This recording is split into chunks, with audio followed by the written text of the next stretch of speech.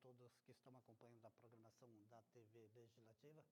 Agora nós estamos falando ao vivo aqui do plenário da Câmara Municipal de Cubatão e daqui a pouco terá início a audiência pública de Finanças e Orçamento, responsabilidade fiscal referente ao primeiro quadrimestre de 2021. O presidente da Comissão Permanente de Finanças e Orçamento é o vereador Sérgio Calçados, o vice-presidente é o vereador Rony do Bar e o membro é o vereador Alexandre Mendes, o Topete. Volto a repetir, aqui plenário da Câmara Municipal de Cubatão, de onde nós estamos falando ao vivo, em instantes terá início a audiência pública de Finanças e Orçamento. Aguardem.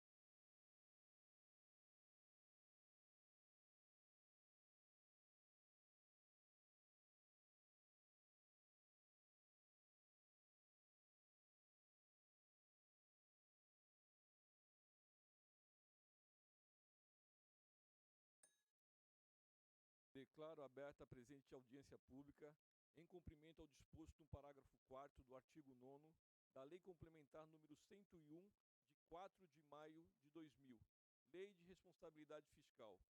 Convido o vereador Alexandre Mendes da Silva, membro da Comissão de Finanças e Orçamento, bem como os senhores Genaldo Antônio dos Santos, secretário de Finanças da Prefeitura Municipal de Cubatão, e Ronaldo da Silva Alves, chefe da Divisão de Contabilidade e Finanças dessa casa, para compor a mesa.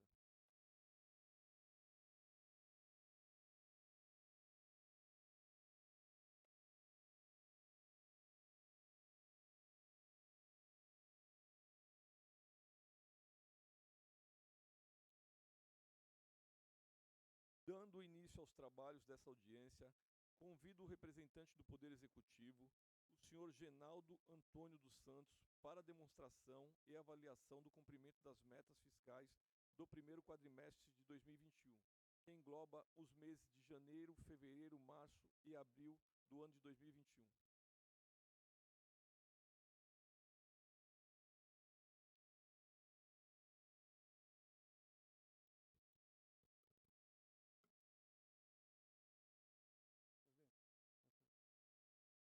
Presidente, fique à vontade.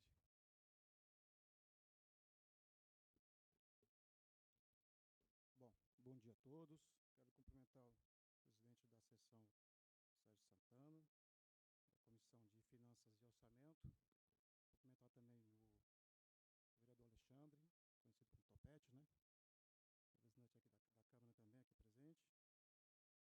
Inicialmente, quero aproveitar a oportunidade e agradecer os esforços de toda a minha equipe de finanças, nossos técnicos de finanças, que está aqui presente também, acompanhando a audiência.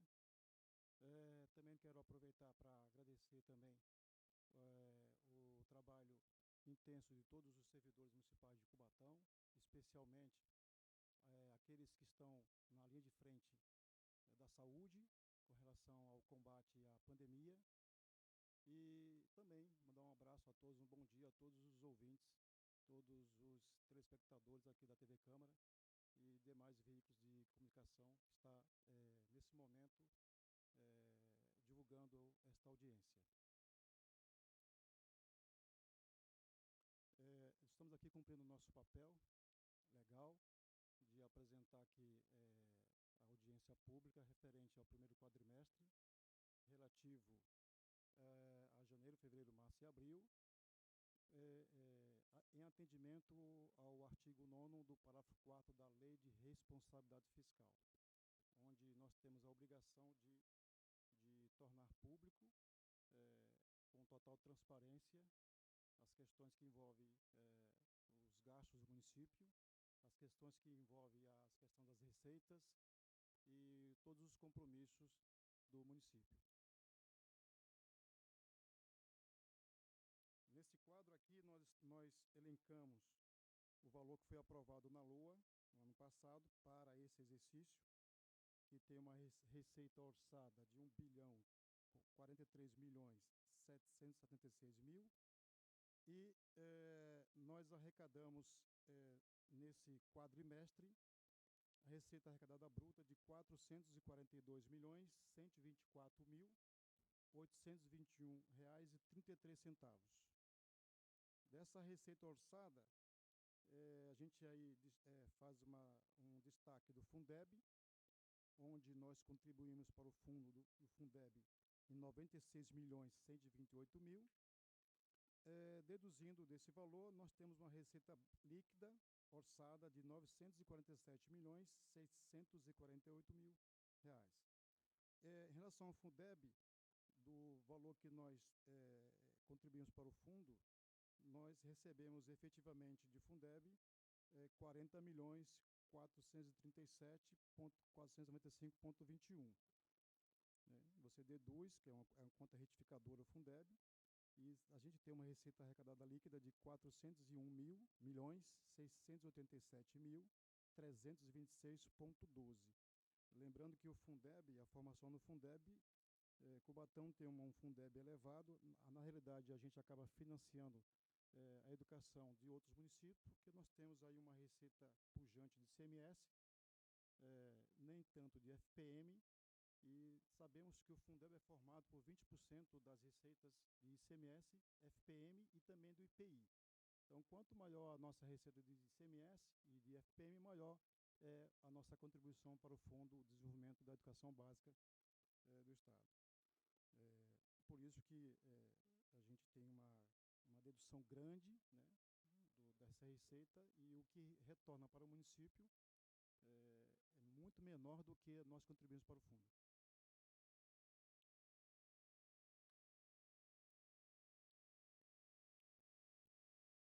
Bom, da receita orçada de 1.043.776.000, foi distribuído na peça orçamentária, na Lei 4103, que foi aprovada em 29 de 12 de 2020, para a Prefeitura, para o ente Prefeitura, R$ 874.258.673,90.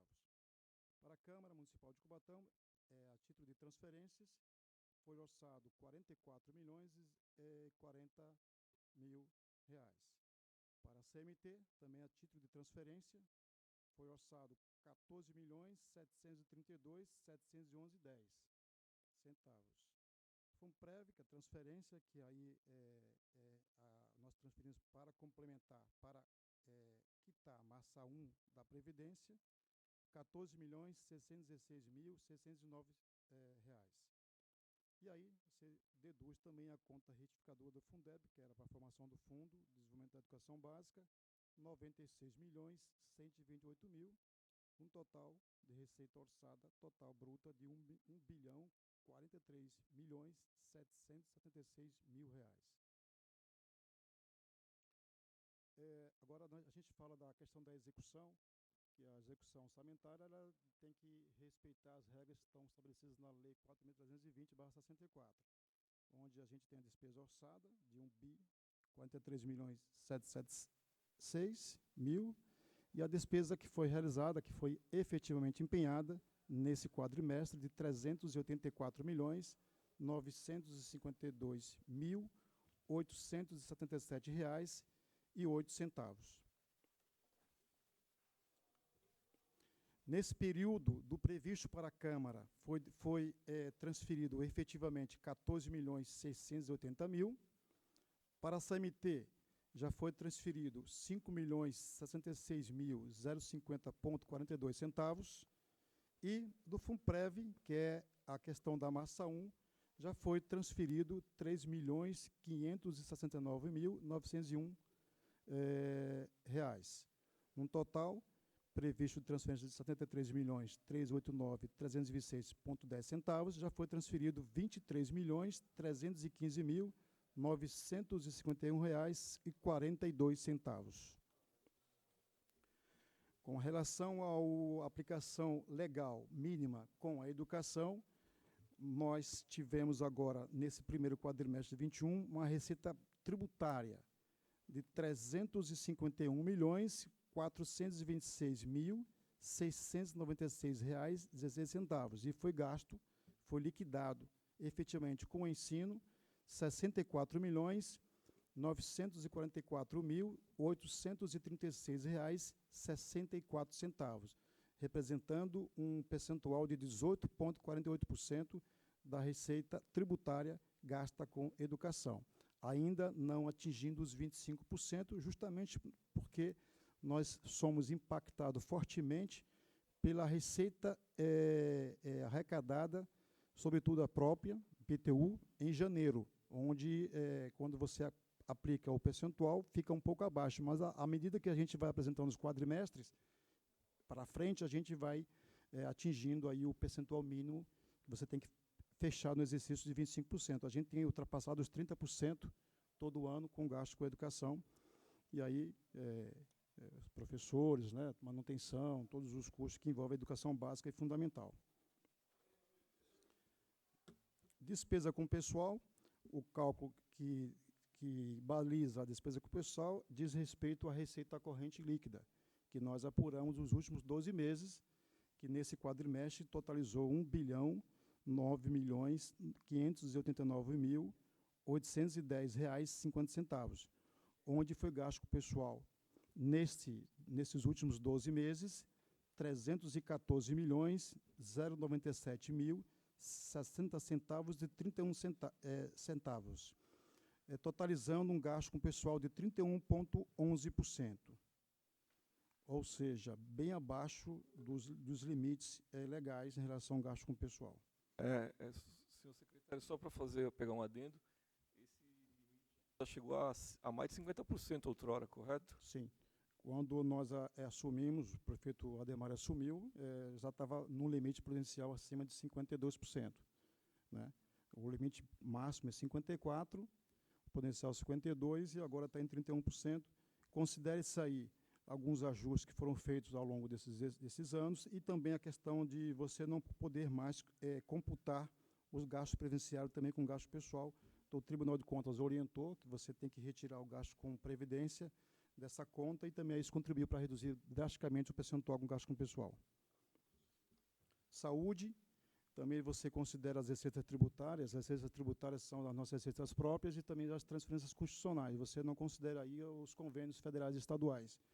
Então, dessa receita tributária para a saúde, é a mesma base para a educação. Nesse quadrimestre foi arrecadado R$ 351.426.696,16, e foi efetivamente gasto com saúde, liquidado.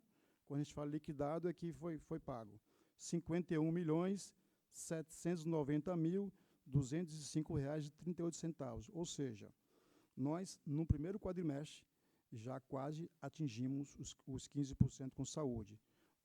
O percentual hoje, nesse quadrimestre, de 14,74%. Isso aí só corrobora a questão dos investimentos pesados com saúde, sobretudo agora por conta dessa questão da pandemia. Restos a pagar, a gente tinha um estoque de restos a pagar em abril desse ano, de R$ 179.215.525,59. Nós cancelamos R$ 1.922.251,52 e houve o pagamento de restos de R$ 44.237.632,70, tendo um saldo remanescente de R$ 133.055.641,27. O governo, quando assumiu, nós tínhamos um resto de quase R$ 300 milhões. Hoje, os restos estão chegando num patamar mais razoável, e perspectiva é que a gente consiga zerar esses restos a pagar. Débitos em tesouraria são as consignações que nós temos hoje, né?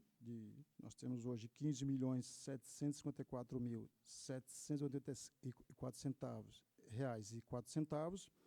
E os depósitos de diversas origens, né? De calção, dos contratos, tudo, a gente tem aí um depósito lá. Esses recursos a gente não pode utilizar para custeio da máquina, nem para nenhuma despesa pública. A gente apenas é um consignatário. E nós temos aí 35.406.815,86 centavos de depósitos diversos de origens. Próximo passo aí, a gente fala sobre os acordos de parcelamento da Previdência, que é realmente o nosso calcanhar de Aquiles, né? Nós fizemos vários acordos de parcelamento ao longo de 18, 19 e 19, né? E nós consolidamos mais de 300 milhões de dívidas com a Previdência, e hoje o saldo com Previdência, quando virou o ano, em 2021, a gente tinha um saldo com Previdência ainda, com parcelamento de débitos previdenciários, junto à Previdência, de R$ 160.253.460,07. Foi amortizado em 30 de abril de 2021, R$ 28.799.506,53, tendo um saldo remanescente a pagar de R$ 131.453.953,54. Esse saldo aí, ele diz os acordos que englobam as massas 2 e 3 da Previdência. Todos sabemos que houve uma segregação das massas dos servidores, e hoje nós temos 3 massas, 1, 2 e 3. A massa 1, ela é só de transferência, não existe contribuição mais da massa 1. A gente começou com um repasse de em torno de 1 milhão, hoje está em 800 e poucos mil. À medida que o tempo vai passando, a gente vai caindo o repasse de transferência para a massa 1. A massa 2 já é o contrário, ela só aumenta o repasse, e hoje a folha da massa 2 está girando na casa de 18 milhões de reais, e eu tenho quase 5 milhões de contribuições, ou seja, tenho que fazer a complementação da massa 2 na ordem de 13 milhões mensais, onde o executivo tem a obrigação de fazer essa transferência.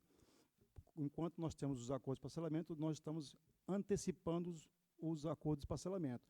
Na hora que o acordo acabar, que deve acabar agora em setembro, outubro, teremos que fazer transferências para complementar o pagamento da massa 2.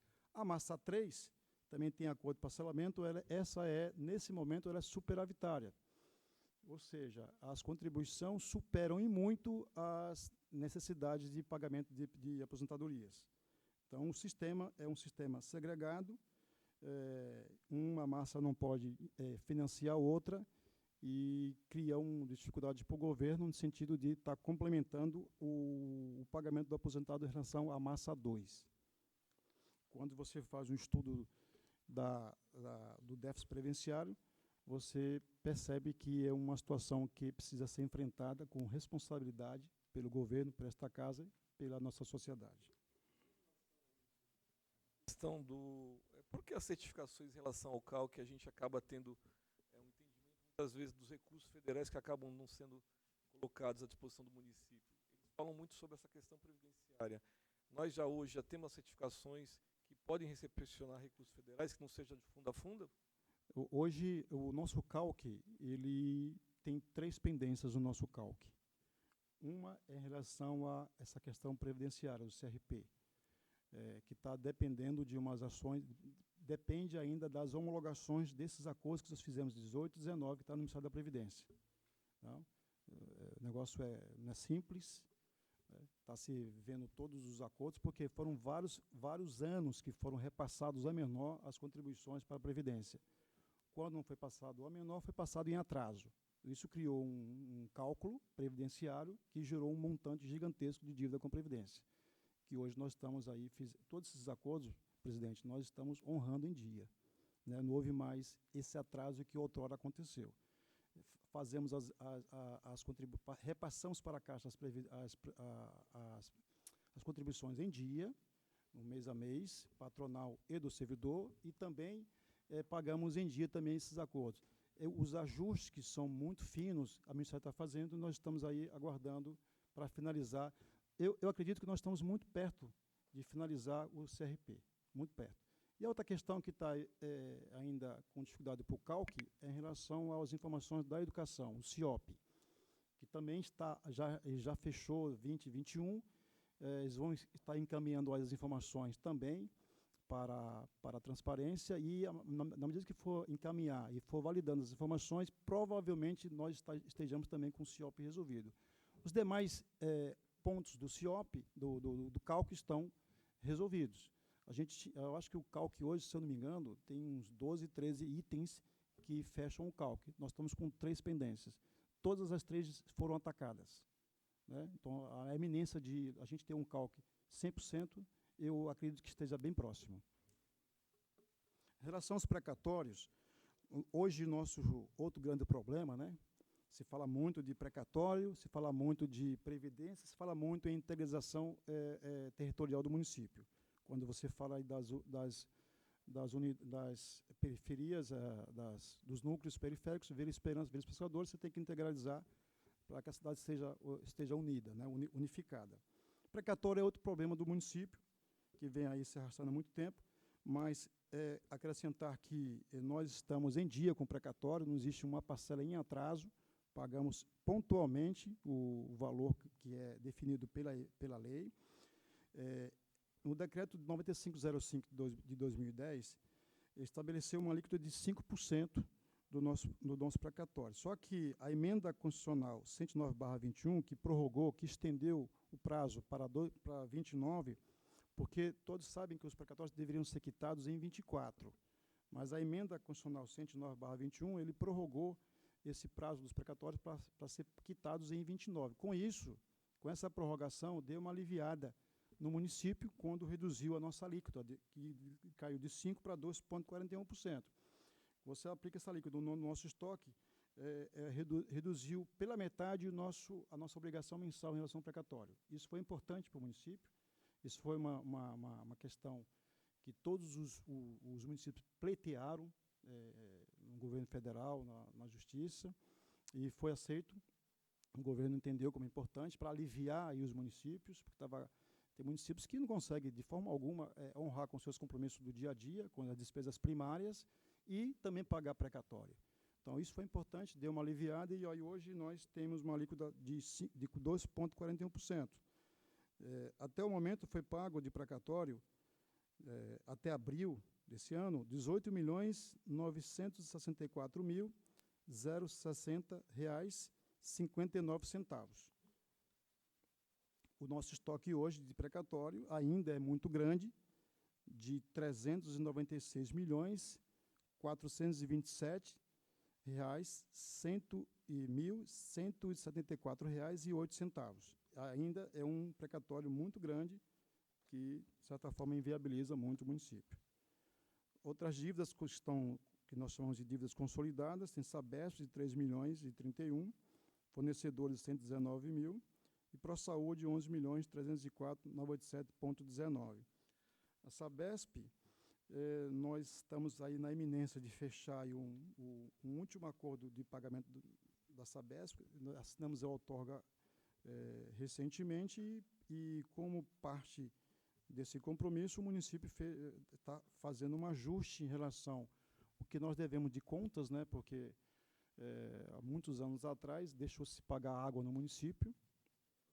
Aí tem uma questão aí que é bem polêmica, porque tem a questão dos serviços prestados no município e a zeladoria, né, as obras da Sabesp. Então, tudo isso se acumulou, e dentro desse pacote onde foi a nova outorga, tem as contrapartidas do município, e um desses ajustes é justamente a gente quitar esse débito com a Sabesp.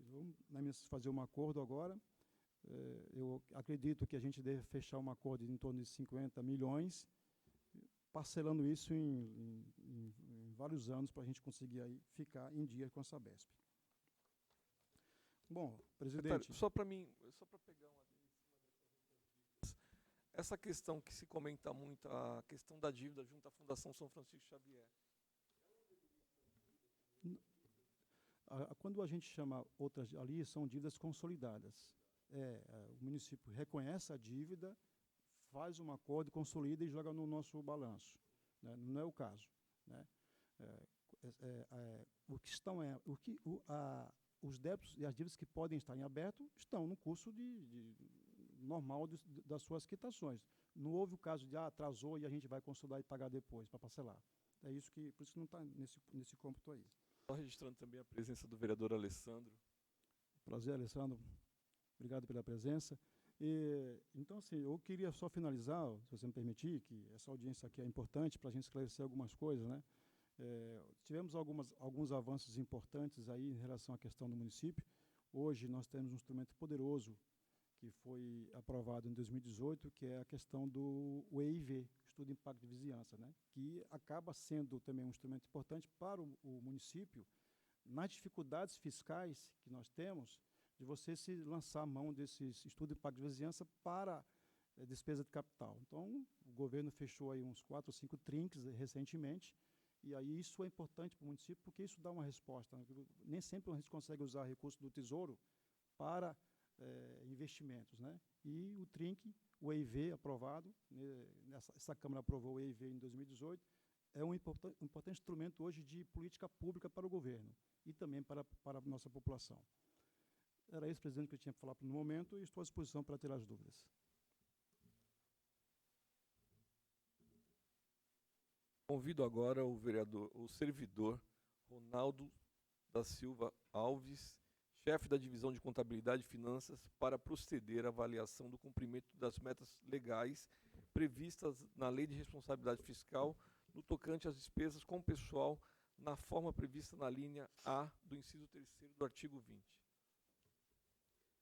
Bom dia a todos. Bom dia, Sérgio. Quero cumprimentar o vereador Sérgio, o vereador Alessandro, o Genaldo, secretário de Finanças, e todos os presentes, e também espectadores da TV Câmara, né? Bom, estão me ouvindo bem, não? Bom, coube a mim, então, apresentar aqui os dados da Câmara, né, referente a esse primeiro quadrimestre de 2021. Né? Bom, nós vamos aguardar o slide, né? Execução orçamentária, por favor.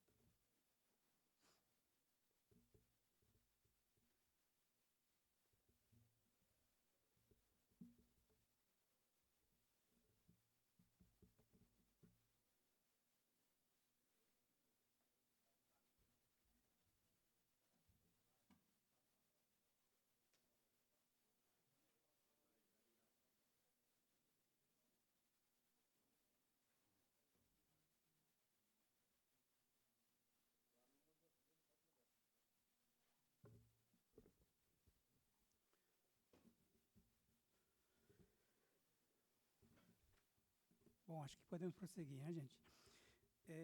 De uma dotação inicial de 44 milhões, né? Não houve atualização, não houve nenhum movimento, no caso, nenhuma suplementação até o momento. Desse total, foi empenhado o valor total de R$ 39.912.191,99. Nesse mesmo período, foi liquidado o valor de R$ 11.137.133,94. Restando a empenhar, então, a importância de R$ 4.127.808,00 Bom, demonstrativo de restos a pagar. Como restos a pagar, nós temos a seguinte situação. Com um saldo ainda de referente a 2019, no valor de R$ 4.922,11, não processados. Inscritos em 2020, nós temos processados R$ 36.309.091, R$36.309,91. E não processados, o valor de R$ 3.768.791,37. Tendo sido pagos no período, nesses 4 meses, né, R$ 759.183,48, restando R$ 3.050.839,91. Resultante disso, nós temos a seguinte disponibilidade financeira, né, no valor total de R$ 6.697.702,63, que estão distribuídos da seguinte forma. Como saldo orçamentário, o valor de R$ 3.542.866,06. Restos a pagar, como já apontado acima, R$ 3.050.839,91. E depósitos diversos, que são as consignações, né, que a gente tem, que são valores que não ficarão com a Câmara, né, no final do exercício, R$ 103.996,66.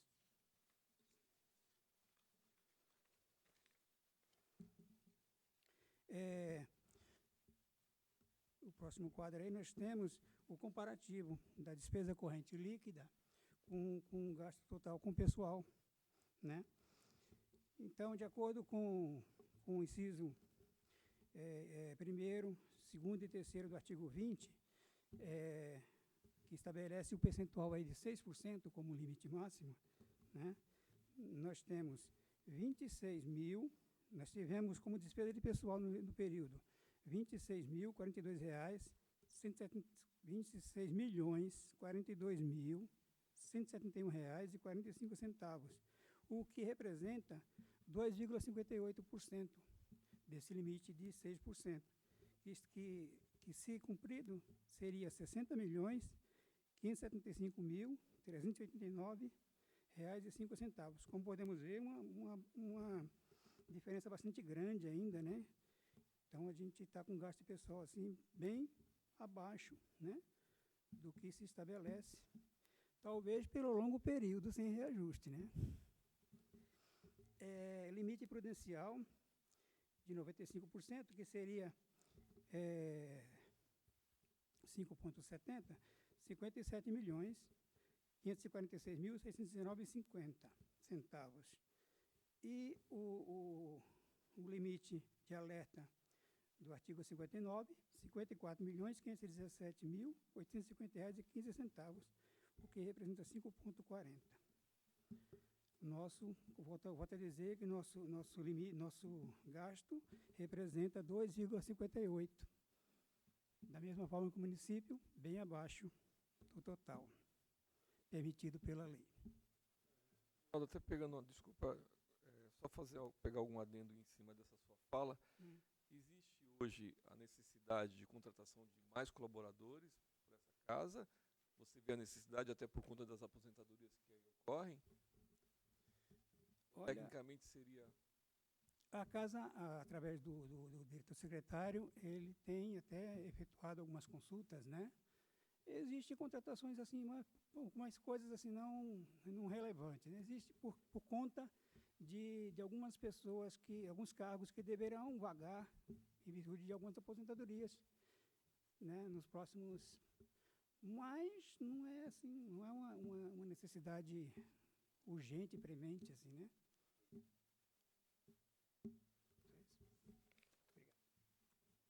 Bom, é só isso que eu tinha que apresentar.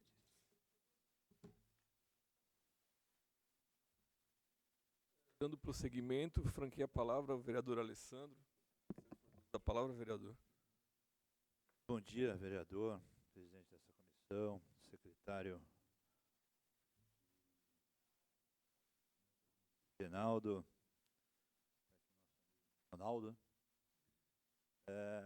Muito prático, né, a apresentação pelas finanças da casa, mas chegando no final, eu vi aqui, até tirei uma foto, está para o nosso secretário de Finanças, e a fala dele quando ele disse das dívidas que ele apresentou. São dívidas, lógico, reconhecidas, né? Ele até citou uma possível dívida que tem todo um pano para manga, né? A gente interrompeu os trabalhos por conta de uma determinação da justiça, mas estamos nos bastidores aí tentando descobrir sobre essa dívida. Eu vi ali ProSaúde, 11 milhões, né? Dívida, lógico, reconhecida. Como é que está sendo feito? Será feito os repasses? De que forma será feito os pagamentos? Eu não vi ali que consta, me parece, se há ou não, não sei. Uma dívida também com a HBB, se foi ou não reconhecida, e se foi, como é que nós iremos pagar, tanto ProSaúde como também a HBB.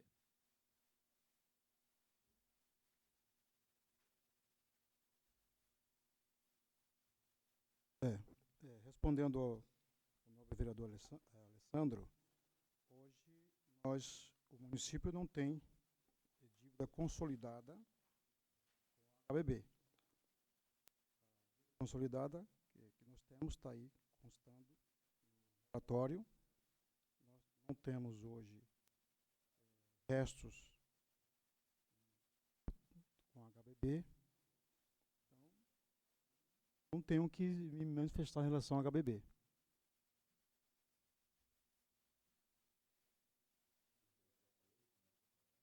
ProSaúde foi uma dívida que foi consolidada há muitos anos atrás e o município não teve ainda espaço fiscal para começar a fazer essas quitações. A gente tinha que priorizar despesas primárias, priorizar os acordos de parcelamento que foram assinados. A gente começou o exercício em 2017, eu me lembro. Tivemos que fazer um acordo de PASEP de mais de 11 milhões, porque estava retido, bloqueado o nosso FPM. Ao longo dos anos seguintes, 18, 19, consolidamos quase 400 milhões de dívidas com a Previdência. Tinha que fazer as quitações, então não teve espaço ainda para que a gente pudesse liquidar a dívida consolidada, começar a pagar, como também de zerar os nossos restos a pagar. Porque o cobertor acaba ficando curto, né? Você tem aí as despesas de custeio, que nós chamamos de despesas primárias.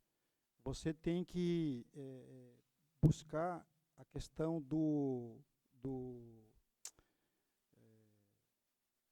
das metas fiscais, que é o que todo bom gestor tem que perseguir para que a gente possa realizar resultado primário.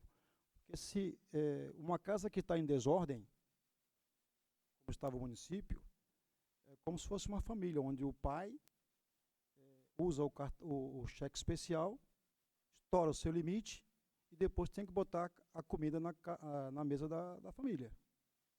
A gente tinha que priorizar, a gente botar a comida na mesa da família, cuidar da saúde, da educação, e aí sanear os débitos. Só que, se não for atacado essa situação das dívidas, também o município fica insolvente.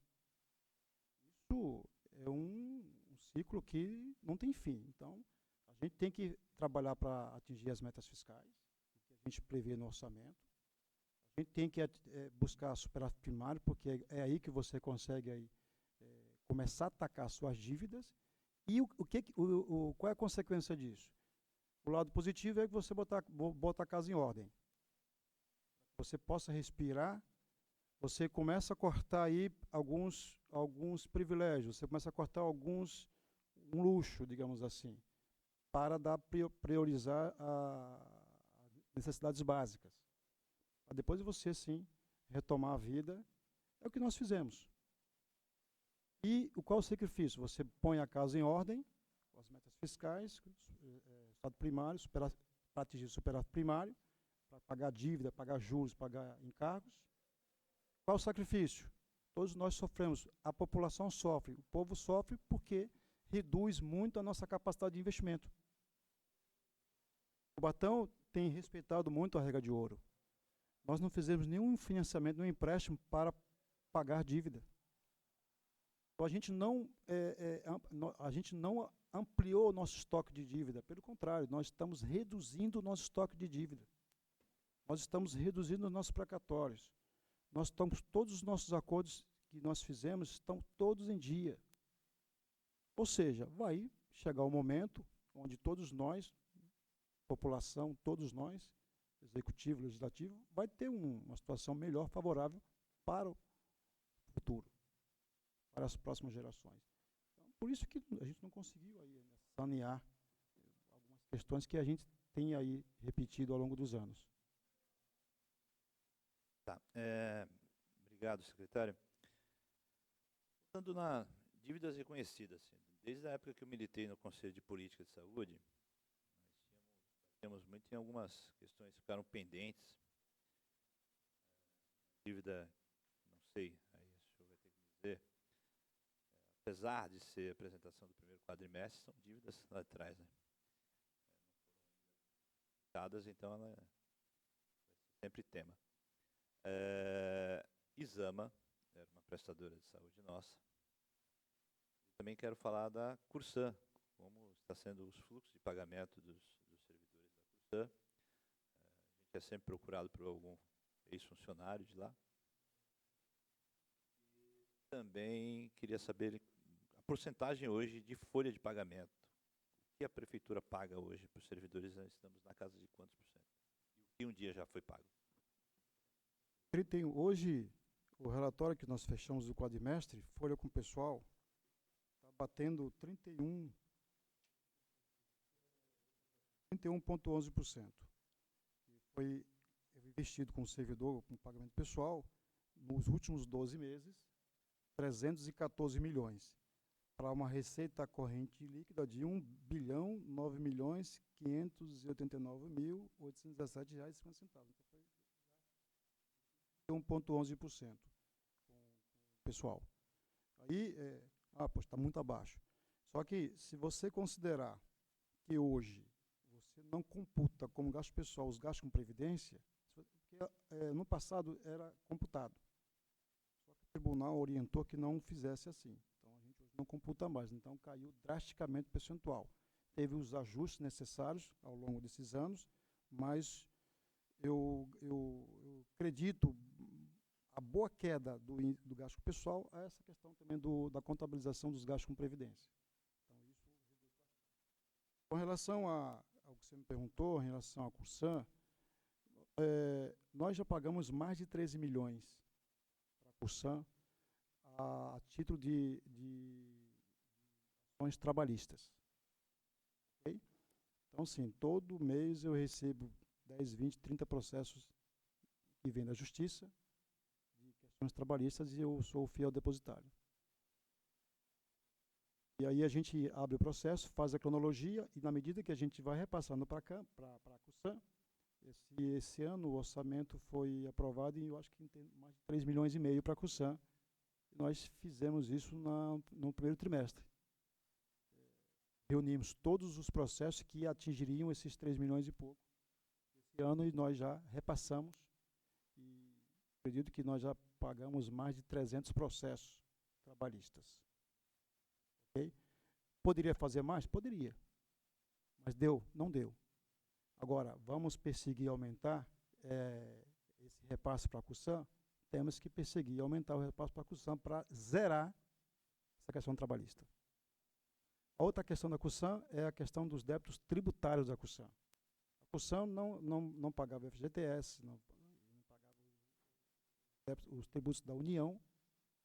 Olha que irresponsabilidade.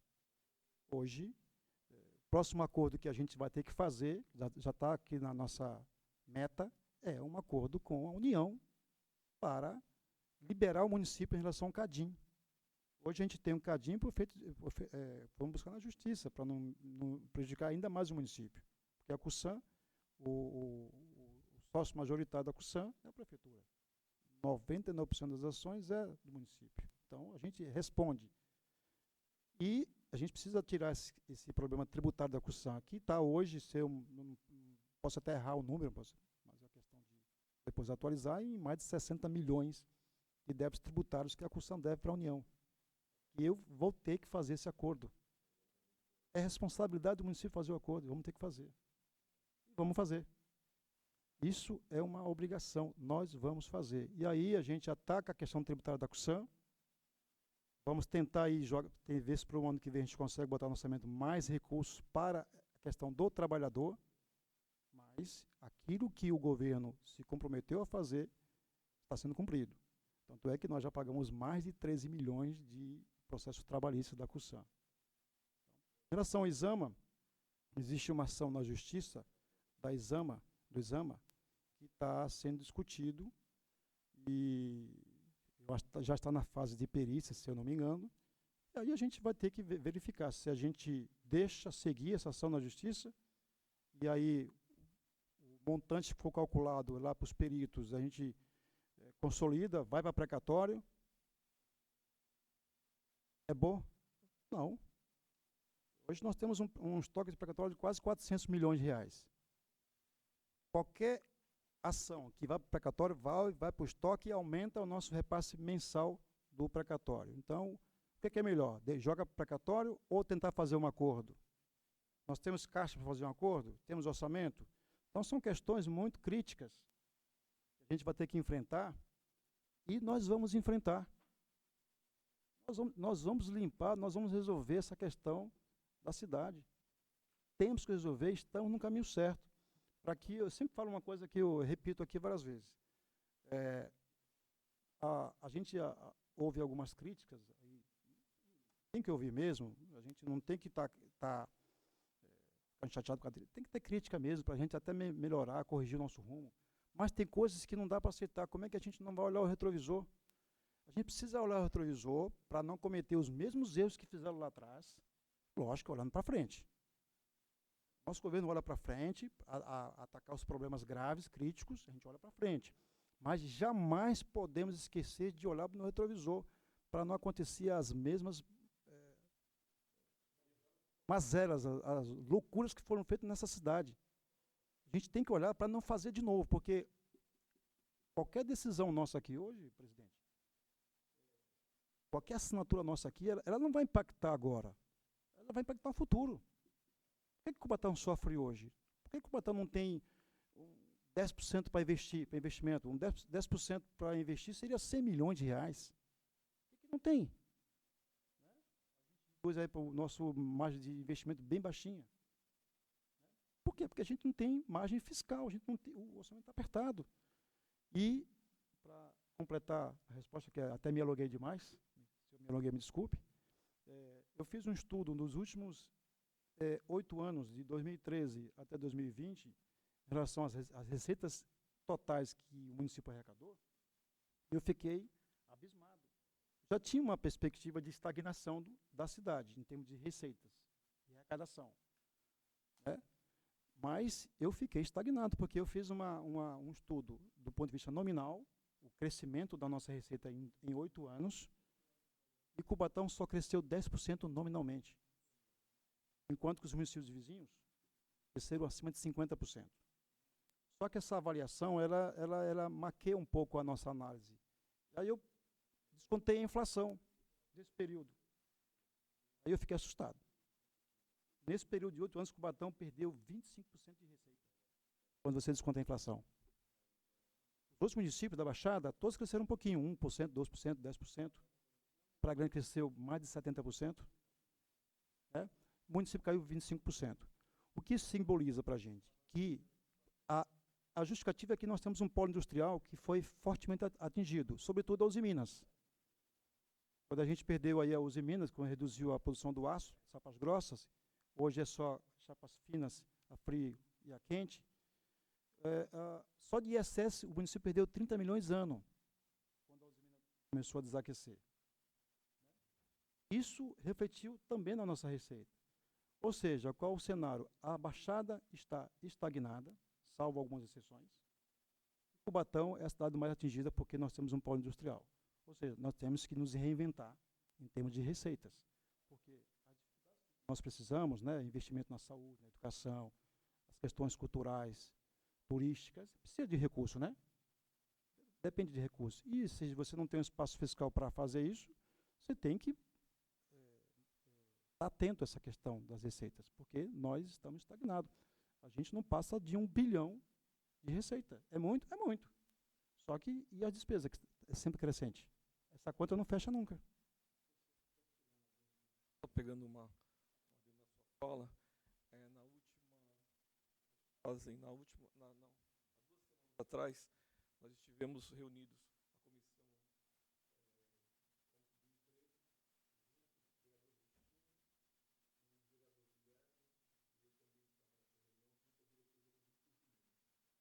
essa não seria uma questão a ser discutida junto com o Estado de São Paulo?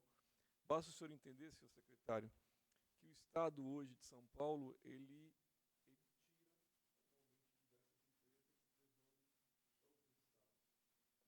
o que fora colocado pelo presidente Sérgio Leite lá. O aço, depois de laminado, o aço para acabamento, eles montaram uma empresa na cidade de Santa Luzia, um braço do Grupo Usiminas. Lá, 75% dos clientes que compram no seu e-commerce são empresas do estado de São Paulo. Então, o aço acaba saindo daqui, produzido aqui, vai para Santa Luzia, em Minas Gerais, e ainda se torna mais barato toda a logística para que ele venha para dentro do estado de São Paulo. Essa gestão é algo que o Estado, o governador, deveria se atentar, tanto quando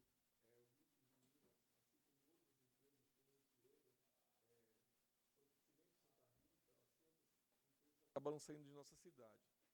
Mais do que nunca, quando a gente fala de outras cidades, secretário, também acho que é muito importante tomar um cuidado para que a gente possa vender a cidade de Cubatão.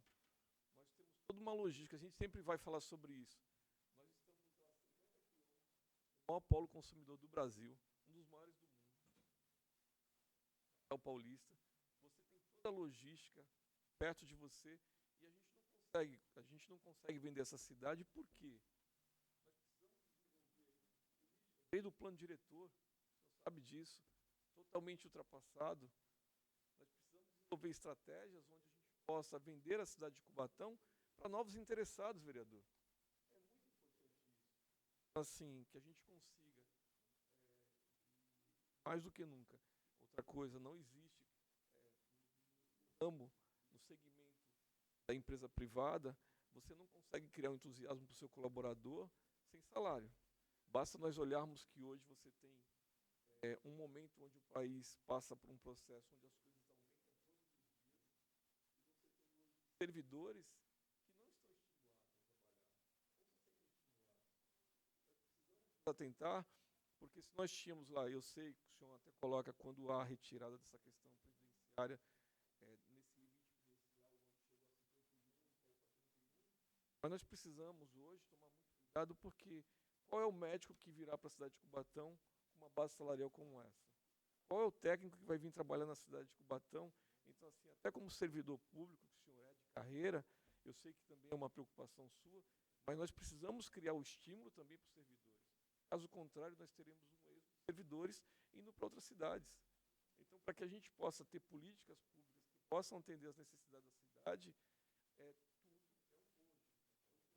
ideias, são pastas que devem se comunicar. E eu acho que, assim, enquanto nós não conseguirmos sentar todos juntos, o executivo, o legislativo, todas as secretarias para discutir a cidade no âmbito maior, nós teremos lacunas que ficarão pendentes. Cada vez mais uma vez, as nossas bases, os nossos deputados junto ao Estado, enquanto nós não conseguimos colocar na cabeça dos governantes, do governador, ter uma outra política em relação a trazer novamente políticas que possam construir um novo Estado. O município de Cubatão hoje passa por uma defasagem que já vem ao longo dos anos. É só uma fala de alguém que vê, e eu vejo o seu empenho, já acompanho as suas falas há alguns anos enquanto secretário dessa pasta, mas me preocupa bastante isso, secretário. Você falou, presidente, uma coisa importante, inclusive, uma coincidência, né? Dia 13, agora sexta-feira, vou estar acompanhando o pessoal do Invest São Paulo, uma visita aos Minas. Convidado, estaremos lá das 8 às 10h30, na Uzi Minas. Acompanhando o pessoal todo o pessoal, a diretoria do Invest São Paulo. Vou ver qual vai ser a temática.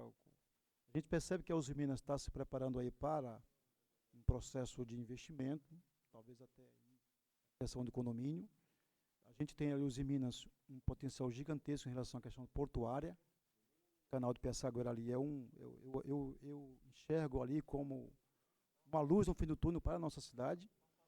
Agora, essa questão realmente do aço, onde você faz o e-commerce e aí quem compra são as empresas de São Paulo, isso é preocupante, porque aí eu vou mais fundo, porque aí você está falando do valor agregado.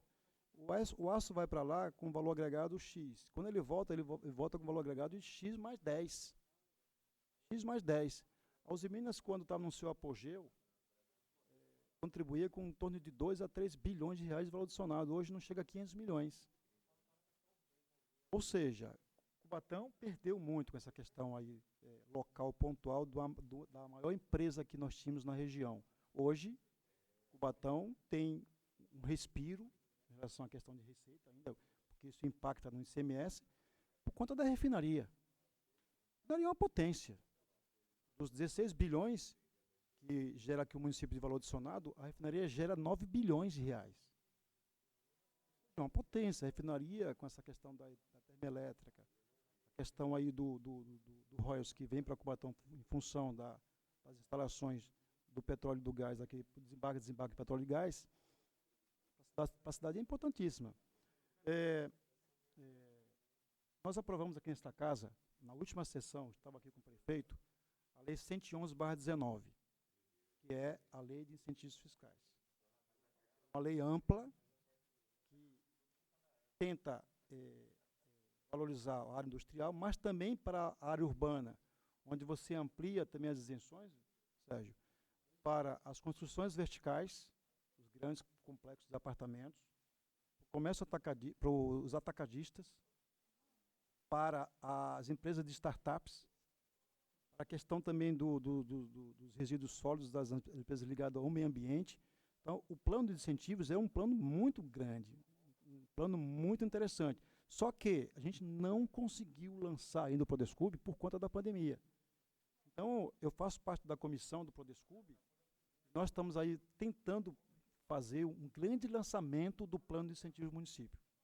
Justamente atrair novas empresas do município que possam usar a nossa matéria-prima aqui e fazer a transformação para gerar um maior valor agregado, gerar mais emprego, tudo mais. Você falou da inflação, né?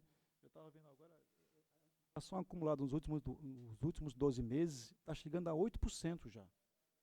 Está corroendo a nossa capacidade de compra, é verdade. Agora, qual é o nosso desafio? Precisamos aumentar um pouco a nossa receita para que a gente possa contemplar várias questões. E uma dessas questões é a questão do servidor público, não tenha dúvida. Em relação aos seus direitos também, não tenha dúvida. Licença-prêmios, por exemplo. A gente vem discutindo isso internamente com o prefeito lá, começar a pensar na questão da licença-prêmio. Hoje nós temos vários aposentados que já estão lá, do lado de lá, aposentados, que contribuíram durante muito tempo, têm os seus direitos e na quitação não receberam licença-prêmio, por exemplo. Exatamente, né? Assim, quando ele mais precisa, mas é por conta de tudo isso que aconteceu ao longo desses anos passados. Ou seja, a gente tem que fazer o ajuste agora, mas estar atento a esses desafios. E um dos desafios que temos que ter é realmente a questão da valorização do servidor público, em relação à questão dos seus direitos também. Então, quanto a isso, eu estou totalmente antenado e afinado com o seu pensamento, né? A gente tem colocado, na medida do possível, nas reuniões internas, na prefeitura, que nós temos que nos preparar para também enfrentar essas questões que envolvem também o servidor público. Quanto a isso, eu concordo plenamente com você.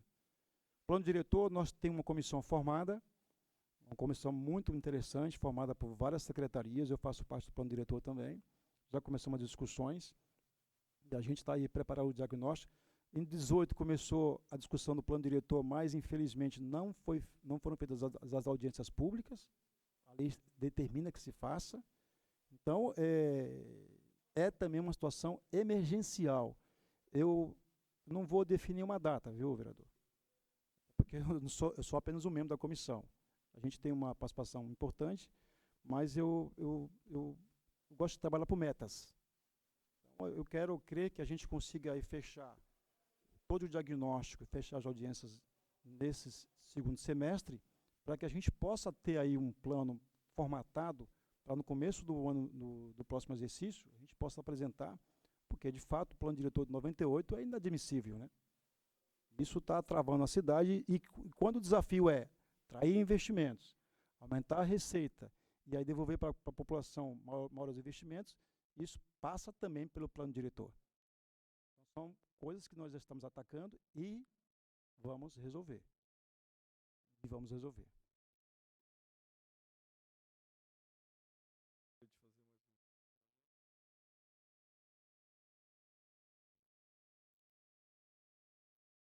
Claro, né?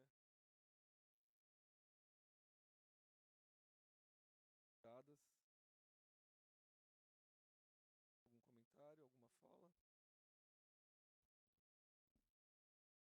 Gente, eu só tenho que agradecer a presença de todos que atenderam a presente convocação. Esclareço que todos os relatórios apresentados nessa audiência receberão parecer técnico da Comissão de Finanças e Orçamento, encaminhados na forma de lei.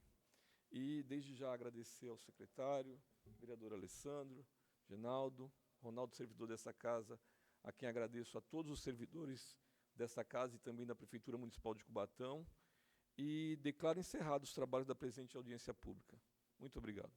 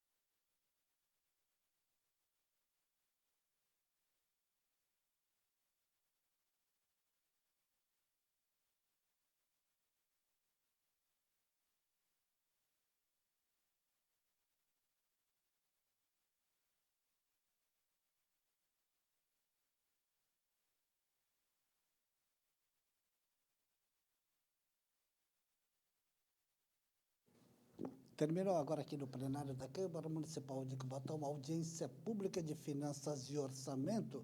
Eu converso agora com o presidente desta comissão permanente aqui da Câmara Municipal, vereador Sérgio Calçados, que presidiu esta audiência. Números, questionamento, enfim, o senhor saiu satisfeito desta audiência pública com a presença do secretário de Finanças, vereador. Bom dia ao senhor. Bom dia, Washington. Sim, saí muito satisfeito pela apresentação do secretário Genaldo, uma pessoa muito técnica, um servidor de carreira, e passou mais uma vez, primeiro quadrimestre, a apresentação.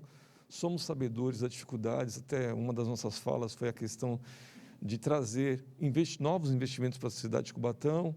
O mesmo está comprometido, com afinco e com vontade de trazer a inovação para a nossa cidade. Mais do que nunca, mais do que trazer investimentos, números apresentados, mas outra questão também que foi discutida é a questão, por conta da inflação que vivemos nesse momento, Washington, é muito importante colaboradores, servidores que possam ter a sua animosidade, trazer a paz, a tranquilidade para os mesmos, buscar uma adequação nos seus cargos, salários. Eu acho que é um momento muito oportuno, até porque vivemos um momento no país, um momento que precisamos passar está passando essa pandemia, e rediscutir a cidade de Cubatão. Plano diretor é algo que também foi falado, e assim como o próprio Genaldo deixou claro, existe uma comissão que já discute isso, e com muita fé em Deus, com muita seriedade, o trabalho tanto do Executivo como do Legislativo trará bons frutos para a cidade de Cubatão. Bom, pelo que eu entendi, o senhor quer dizer um pouquinho de cada um de nós fazer a sua parte para uma cidade melhor? Não existe caminhar só.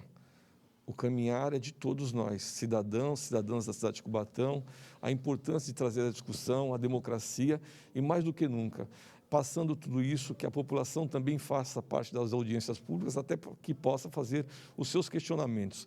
A rede social, eu costumo dizer hoje, que ela é uma porta de entrada para muitas pessoas, mas na hora de colocar a cara de verdade, discutir os aspectos da cidade, discutir o que é ser cidadão, nós precisamos trazer uma discussão na audiência pública, e para isso se faz hoje importante essa comissão de finanças. Olho a olho? O olho a olho, com certeza. Legal. Vereador, muito obrigado pela sua participação. Boa tarde ao senhor, viu? Eu que agradeço. Muito bem, está aí a participação do vereador Sérgio Calçados, repito, que é o presidente da Comissão Permanente de Finanças e Orçamento aqui da Câmara Municipal. E agora, por favor, eu recebo ali o Geraldo dos Santos, que é o secretário de Finanças, que esteve aqui, gentilmente, mais uma vez aqui, marcou presença na Câmara Municipal nessa audiência pública. Eu pergunto ao senhor de novo, como eu já perguntei em outras oportunidades, vereador, não tem outra. São números e números, esclarecimento para deixar tudo às claras à população. Enfim, uma prestação de contas do primeiro quadrimestre de 2021, e o senhor foi elogiado. Bom dia ao senhor. Obrigado, Washington, amigos ouvintes da TV Câmara, toda a população de Cubatão. A gente procurou aí passar as informações, os números e números e números, né, do município, de forma assim, simples, transparente e objetiva, né? Importante informar a nossa população como está sendo utilizados os recursos dos nossos tributos, dos nossos impostos, né? Sempre com muita transparência, buscando atender aí a legislação, fazendo com que a máquina não pare, que possa aí assistir, né, a população em todos os seus meios, né, assistir melhor a educação, a saúde, procurar melhorar a nossa zeladoria, enfim, pagar nossas dívidas.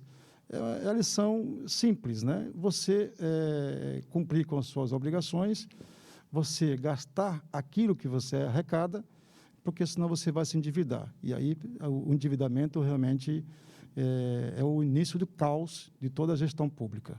O mundo todo viveu também um problema envolvendo a pandemia do coronavírus. A cidade de Cubatão não é diferente. Aos poucos está se recuperando desta pancada que ninguém esperava, que foi a pandemia, secretário? Perfeitamente. A gente já sente um otimismo hoje na cidade, as pessoas estão mais felizes, o comércio está realmente se reativando. A economia em Cubatão, realmente, já percebe, já tem uma certa pujança já. Estamos passando pelo meio do furacão e estamos saindo aí, graças a Deus, mais fortalecidos, né? A gente tem aí, com a retaguarda financeira, para que a saúde não pare. Esse ano, por exemplo, nós já investimos do Tesouro mais de 13 milhões de reais só para o Covid. Foi gasto 15 milhões, desses 15 milhões, quase 16 milhões, apenas 3 milhões veio do governo federal. Os outros 12, 13 milhões foram realmente do município, do Tesouro Municipal, de você, contribuinte, que nos ajudou aí a gente honrar os compromissos com a saúde. Então, a saúde não parou, não houve falta de material, de insumos. Os nossos colaboradores estão com os pagamentos em dia. Então, assim, o que a gente pôde fazer foi isso. E aí a perspectiva, agora que nos cria, Washington, é de que nós teremos um segundo semestre melhor, né? Que a gente consiga aí fechar esse segundo semestre, consiga aí finalizar o ano com um grande Natal, o Natal da esperança, para que a gente possa, aí, no próximo exercício, a gente retomar a pujança que sempre foi nossa cidade. Sempre com responsabilidade, sempre gastando aquilo que arrecada. Tá bom. Secretário, muito obrigado pelos seus esclarecimentos. Um abraço ao senhor e até a próxima. Eu que agradeço. Até mais. Muito bem, está aí a participação do secretário de Finanças, Geraldo dos Santos, também conversando conosco aqui no término da audiência pública de Finanças e Orçamentos que ocorreu aqui no plenário da Câmara Municipal de Cubatão. A todos que nos acompanharam mais uma vez, os nossos sinceros agradecimentos. Tenham todos uma ótima quarta-feira e até o nosso próximo encontro.